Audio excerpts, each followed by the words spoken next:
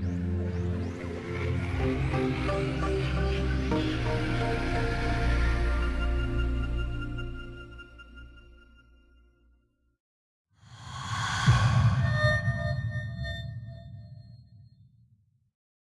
us and fight the good fight. So Haze is set in the kind of not too distant future, so about kind of 40 years on from now.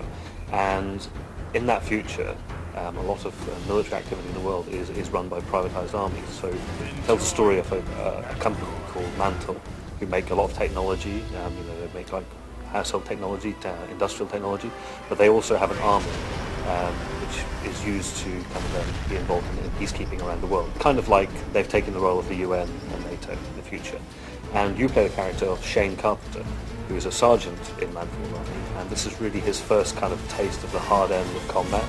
And he's fighting in a war in South America, where a rebel force have taken control of the country, and Mantle have been sent in to sort it out. The most immediately obvious thing about Haze when you look at it is the visual quality.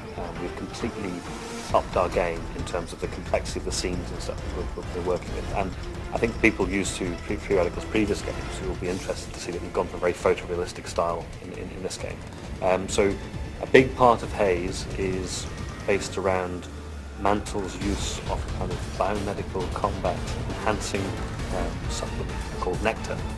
And Nectar now in the game is something which is under complete control of the player. So you take the Nectar, it gives you extra abilities, and the Nectar also is an important part of the backstory of the play. So the whole intrigue about what Mantle is about and how it deals with its soldiers, this develops as you go through the game.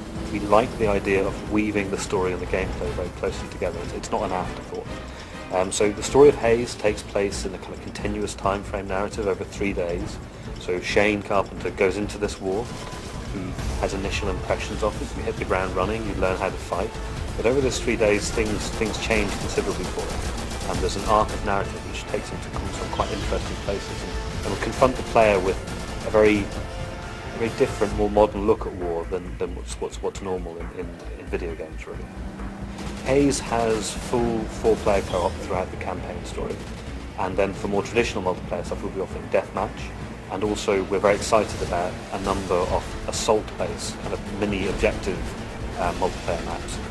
With Haze, what we really want to do is to not just be pushing the bar with gameplay and presentation. We want to make people think. And for Haze, we're trying to examine more the feeling of the soldier in a war. You know, if you're fighting in a war, you need to somehow justify your actions. So in Haze, we cause the player to actually question that to some extent. Haze will be out the end of this year, so 2007.